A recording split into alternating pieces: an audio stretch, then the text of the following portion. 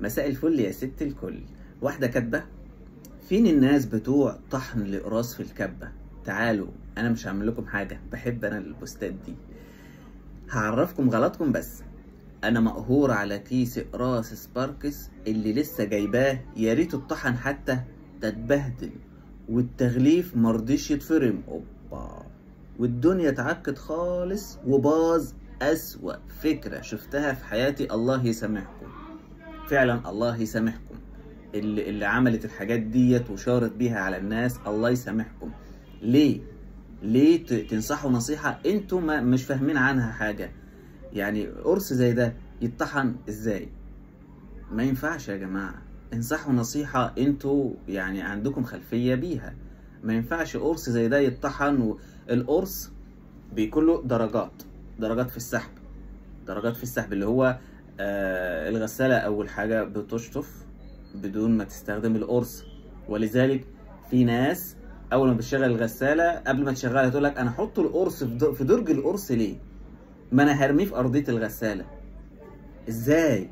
إذا كان الغسالة بتاخد ربع ساعة أو 5 دقايق أو 10 دقايق على حسب البرنامج، بتاخد مثلا 5 دقايق شطف، درج المسحوق ما بيتفتحش، بتعمل شطف الأول. أنت رميت القرص في الأرضية، أول ما الغسالة اشتغلت دوبت القرص. ما ينفعش، ده غلط جدا. فأنت بتروحي تطحني القرص وتحطي ده على ده وفي الكبة ويلا.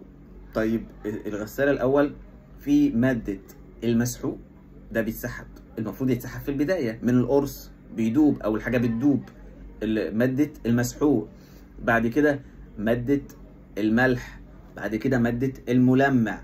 هو حاجة اتصنعت أو مش كله ويا بعضه ويلا زيطة في الزيطة، لا اطحن كده. انتوا بتعملوا ايه؟ هو مصنوع قرص، انت تروح تعمله مسحوق؟ ما تشتري مسحوق، المسحوق موجود، اشتري مسحوق جاهز مطحون و100 وحطيه. ليه تروحي تجيبي اقراص تطحنيها علشان انت تصنعيها تبقى مسحوق؟ انتوا بتعملوا ايه يا جماعه؟ انتوا بتعملوا ايه؟ محدش يسمع كلام حد بيفتي، والله غلط. ونصيحه، مش معنى ان في تجربه نجحت معاكي لوقت ما انها تنجح مع اي حد تاني. يعني في ناس بتجيب الاقراص غير القرص اللي قالت عليه، اقراص تانية بتقسمها نصين وتستخدم قرص كل غسله، تقول لك انا وبيطلع معايا الحاجه زي الفل. مش شرط ان في واحده غسلتها نوع تاني تاخد القرص نص القرص وتستخدمه وينضف زي عندك. فانت لما تنصحيها النصيحه دي وتروح تجرب، ممكن تدعي عليكي. واحده تانية تجيب الاقراص الناشفه غير اللي احنا شفناها دي وتطحنها في الكبه ومش عارف ايه وتقول لك يا سلام تحفه تحفه تحفه، وتروح تقول للناس اعملوا كده، يروحوا يعملوا زيها، الموضوع يفشل.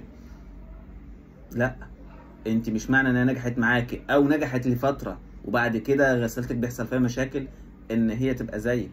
ما هو انت القرص ده معمول بحجم معين، انت طحنتيه، انت لما تيجي هتحطي كميه قد ايه؟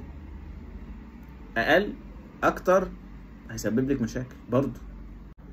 ويا جماعه اخر كلمه، بطلوا فتي، بلاش فتي الله يكرمكم، علشان في ناس بتتضر وبتزعل وغسالتها بتزعل والاخر بيدعوا عليكم. لو عجبكم الفيديو لايك وشير، قناتي على اليوتيوب عصائر ميخا. شكرا.